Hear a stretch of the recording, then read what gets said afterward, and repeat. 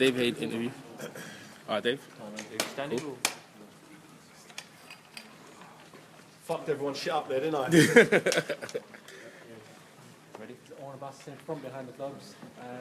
David, every time your name was mentioned with a comeback, there was always Anthony Joshua was the name.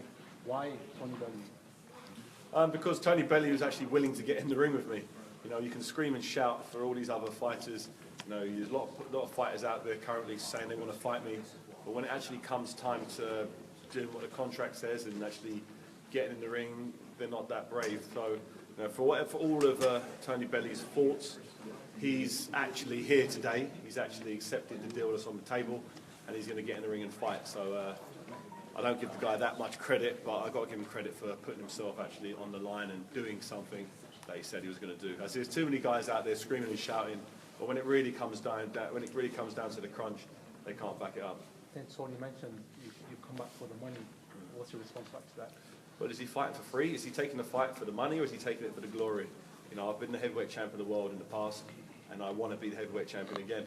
And I'm not getting a world title shot in the next few months, so why not get in there with Tony Bellew, a fight that the fans genuinely want to see, and you know, have a nice marking time fight. You know, it's broke records already. You know, the O2 Arena, it's the highest grossing fight the O2 Arena has ever staged. And you know, Anthony Joshua's had his last 3 fights there for world title fights. This is a non-title fight. This is what happens when I come to the table. And Eddie Hearn's realising that now. You know, so it's a co-promotion as well. Although he'd like it to be all about the Eddie Hearn show, it's all about me. I'm promoting it. It's a co-promotion, which he's getting a smaller share of. So I'm happy with how things are. You know, I'm happy to be working with Sky Sports again. I've got a very good relationship with them. You know, Barney Francis, Adam Smith, everybody at Sky. We've had many world title fights in the past, and hopefully we'll have some in the future. This is a non-title fight, but it's a mega fight, it's a super fight. And you know, the fact that tickets got sold out in a matter of seconds shows the want to see me in the ring. David, both fighters have lost 2. Both fighters are former world champions, world champions. Is that where the comparisons end? Yeah, if you look at our records, we both 28 victories, 2 losses. So I definitely feel we don't have too many similarities. He's a cruiserweight who won a vacant title in his home turf on his own promotion, on his own promoter's event. You know, I won my title by fighting on a Don King promotion. He went to purse bids. I won $150,000 for that. You know, I was fighting a guy who had beaten every fighter he'd faced in the last 10 years, and I did it the hard way. You know, and that's where the parallels start to differ. Although we're both technically on paper, we both had the WBC title. He beat a guy who'd never, fought for a world title before. So how can you become the champion fighting a guy who's never won a world title? But technically he's still a WBC champion. So credit for him to do that. He got in the ring, got knocked down, showed heart, showed balls, and come back and win that fight in a fight that many people said he didn't have a chance to win. So I have to give that guy credit. Same thing when I won the WBC title. I got knocked down. I got back up and came to win. But the guy I fought was the current champion. He had the IBF, WBC, WBA titles and the Ring Magazine title. So he had all the titles at one stage. So that's who I went after. So that's where we go. That's where we're different. I went over to Germany once again to fight on the Southern promotion and fought the Beast from the East, and I won the titles there. So I've done things the hard way. I've done things the proper way. And once again, here we are in a big fight. So I don't think there's too many similarities. The fact that we both had WBC Cruiserweight title is the only comparison. He's got a very outspoken, grating, annoying personality. I was going to say, you had a lot to say prior to the fight. It seemed like you came ready for the press conference then. Yeah, he always screams and shouts, but if you actually listen to what he's talking about, he doesn't really talk much sense. He's very confident in his ability. He believes if he hits me on the chin with 10-ounce gloves on, I'm going to go to sleep. I don't believe that is the case. They say a good man always beats a good little man. Well, here you've got an exceptional big man fighting a good little man. So I think his chances are slim to none in making this fight that slugfest that he claims it's going to be. He screams and shouts about how poor my last opponents were. if that's where he needs to get his confidence from, then good luck to him. You know, he just needs to know the shot that I hit Mark Demori with after 3.5 years out of the ring. You know, Mark Demori, he didn't look good that night, but he'd been Tyson Fury's sparring partner, who Tyson Fury said himself is a very tough guy. He's a tough man, a tough Aussie man, whatever. He sparred Lucas Brown, many rounds with Lucas Brown. I hit him with one right hand, he was asleep, and I was able to hit him with 3 additional shots after he was unconscious. Can you imagine me doing that same thing to Tony Bellew? What would happen to him? And this big 18-stone lump was stretched out of the ring, oxygen, straight to hospital, memory wiped. This is not just about wiping the memory here. You know, these people involved in his team need to really be concerned about his health, because they're putting him in a serious situation with a guy who holds no prisoners. When I hit you with one shot, I don't miss with a bunch of shots. I'm landing clean, concise, crushing blows on his poor little cruiserweight head, and it doesn't bode well for him. Dave said he didn't carry any T-shirts in. Pardon? Dave Caldwell said he didn't carry any T-shirts in. Yeah, listen, talking T-shirts, Dave Caldwell is the only person I know. I gave him a small T-shirt, because that's his size, and he actually had it tapered in. He actually took it to the tailors to taper in the waist to make his shoulders appear a little bit wider. You know, that's all you need to know about Dave Caldwell. And no, sorry, you rang out my sweaty T-shirts and my boxer shorts, so, yeah. Dave, I was at your gym a couple of weeks ago, and we discussed about how Tony kicked off after the BJ Flores fight, and how you stayed cool, calm, and collective then, and you said you had learned lessons from the Chisora, etc. You came face to face today, and it seemed that was the opposite reaction. No, he laid hands on me. That's what it was.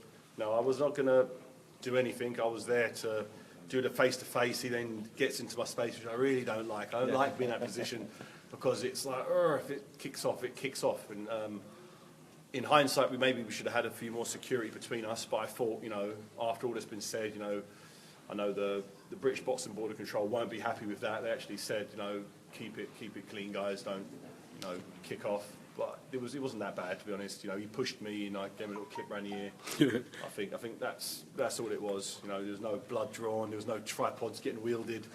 So, but I got a little flavour for it. You know, I got to look at him. I've never been that close to him before, to be honest. So I got to have a look into his eyes. And to be honest, I didn't see any fear. I thought I'd see a little bit of fear in there, but credit to him, I think he believes he's going to win this fight. You know, which can only make it more entertaining for the fans. Sure. And also, David, when Tony Bellew, prior to you speaking about Tony Bellew, it looks like you had a bit of an agenda against Eddie Hearn. What's going on there? Is that personal?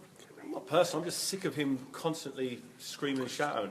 You know, he's supposed to be promoting his fighters. It's not the Eddie Hearn show. It's the HAYEBELLEW show. Why was he narrating that? We're both co-promoters in this event. You know, I'm actually getting more of a share of this fight. This is more my promotion than his promotion. You know, I sat with Sky Sport, I spoke with Barney Francis Sky. We worked out the deal. So why he feels it's like me going there, taking the mic and start interviewing everybody. I wouldn't do that. This is Adam Smith's job. This is what Adam Smith was there for. He's there from Sky. They're screening this fight. He should be the one asking the questions. He's a professional at doing it. Why Eddie feels he needs to take the mic and start asking questions, he just wants airtime. That's all he wants, airtime. If you look at Katie Taylor's interview after her first pro fight, I was really interested in listening to what she had to say. She got cut short by Eddie. Why? He's there to fan the flame of his fighters. Not there to barge them out of the way and just, it's the Eddie Hearn show, yeah, look at me, yeah. Yeah, I've got a new Bentley, yeah. Who cares, you know? Can you imagine Barry Hearn, his father, who's one of the best British boxing promoters of all time, doing that? No, he got Nassim Hamid, he had Chris Eubank, massive personalities. He just put them up front and let them say what they needed to say. And that sold the fight. It wasn't down to him. So hopefully after this fight, you'll realise, take a backward seat, let Bellew say his piece, let me say my piece. You're there to promote the fight, you know, book the venues, do all the little bits and pieces, tickets and all this. Shut up. That's all you've got to do. And let the fighters let the fight. Me and Bellew can speak enough for ourselves. We don't need him piping up the whole time. So hopefully after this fight, you'll realise, you might watch it back and think, oh, sometimes the truth hurts. I could see it in his face. He was thinking, maybe he's right. And everyone there was laughing because they all knew it was the truth. Look how many interviews he does just in his car driving. Hey, yeah, blah, blah, blah, blah, blah. Why is he doing that? Wait until you have something to say, to announce, and then announce it. Plain and simple. David, is your initial goal after to get through Tony Bellew to go to Anthony Joshua? Is that what? I'm in boxing for the biggest possible fights, and that for me is the biggest possible fight. You know, Anthony Joshua, great character, you know, very good fighter, but I don't believe he has, you know, the skill set to deal with what I bring to the table. He's fighting Molina. He's fighting Molina for a reason. There's many people he could have fought, but he's fighting someone who's been knocked out by Chris Arreola in one round, by Deontay Wilder, who broke his hand in that fight.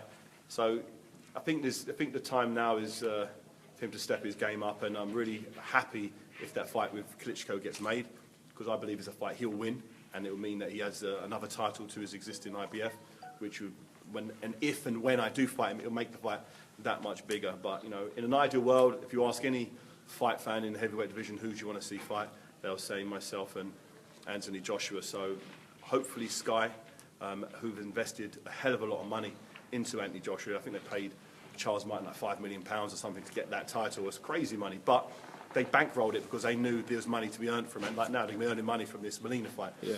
So hopefully they'll say, all right, Eddie, time to let your boy off the leash now. We're going to have to put you against someone who punches back a bit. You know, how about David A? You know, he smashed the box office, he smashes the ticket sales, makes everybody a lot of money. He'll get 2 or 3 times what he's getting currently for fighting me. Yeah. You know, and I'm past it, over the hill, dodgy arm. You know, I've been fighting bums or whatever. Let's see what he does. Fingers crossed. You know, sense prevails and the biggest possible fights get made. But this is boxing and it's a business. So it depends what you want. Do you want the biggest possible fights, or do you want to sort of milk the crowd? You know, I'm hoping Anthony Joshua's a warrior. I've seen him in there when it's not going his way, and he's ticked all the boxes so far. So far, ticked the boxes when Dylan White put it on him. Well, Dylan White's the only guy who's actually thrown punches back at him with some intent, and he passed the test. He passed a little gut check there, so it's good to see that. But there's Dylan White throwing punches and there's me throwing punches, 2 completely different sports. And I think Anthony Joshua will be up for the challenge personally. I think he would test himself, and if his promoter is willing to do it, then we got ourselves a hell of a fight. Thanks very much. What's the situation with the WBO? Nothing. They've you got Ruiz fighting Parker, so we'll have to see after that fight. I think they're fighting December the 10th. Yeah, so after that fight, then I think we've got to negotiate something. But I'm not worrying about that fight until after this Bellew What do fight. you make of Parker then? His upcoming prospect. He's fighting for a world title now. What do you make of him as a fighter? Yeah, he's good. You know, him and Andy Ruiz, you know, both very good prospects, both undefeated, you know, unbeaten. They haven't fought the best opponents out there yet, but no worse than any other prospect or any other